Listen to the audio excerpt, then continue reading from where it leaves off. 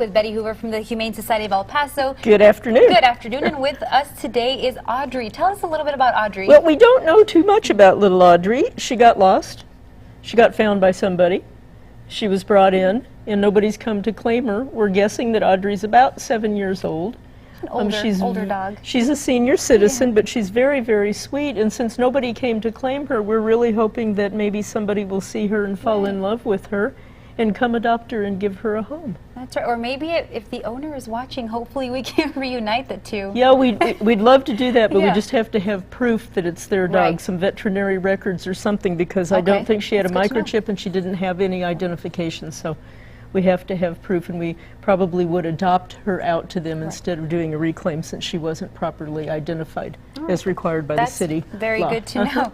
But today, Halloween is just a It's few pretty. days away, and as much as we like to see, little babies and little kids and even puppies with costumes and little dogs, a lot of people like to Yeah, dress up. Halloween's a very, very scary holiday for a lot of family pets.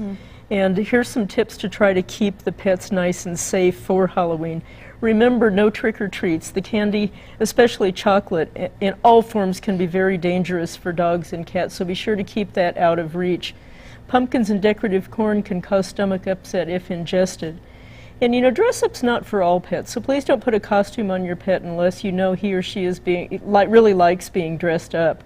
Costumes aren't for everyone, and if your pet shows sign of discomfort, please take the costume off right away. And always remember that costumes should never constrict the animal's movements or hearing or impede its ability to breathe, bark, or meow.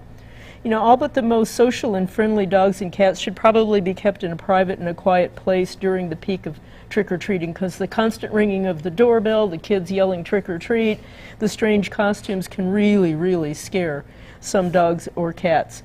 And make sure on Halloween that your pet is wearing proper identification, an ID collar, an ID tag, something, and make sure the pet's microchipped, so if for some reason the pet gets scared and bolts out the front door and gets lost, we have a way of reuniting you. And little Audrey here would be back with her home if she had been properly ID'd. Perfect example. So use common sense, keep your pets safe, and have a great time this Halloween. I think another one too is don't force your pet into a haunted house. A lot of neighbors set up their haunted houses, so if they don't want to go in there, don't force them. Don't take them. But it's best just to leave them home in a Yes. quiet place where they feel secure, because like I Exactly. said, Halloween can be kind of scary for the pets. That's right. Okay, well, if you want to take Audrey home or considering adding a new member to your family, you can always stop by the Humane Society of El Paso. They are located at 4991 Fred Wilson, or you can call before you stop by, 532-6971, and hopefully we can get her a home by Halloween, hopefully by the end of the day, but if we can get her home By Halloween, we'll be happy, right, Audrey? All right, thank you, Betty, for being with us. We appreciate it. We'll be right back after the break with more news.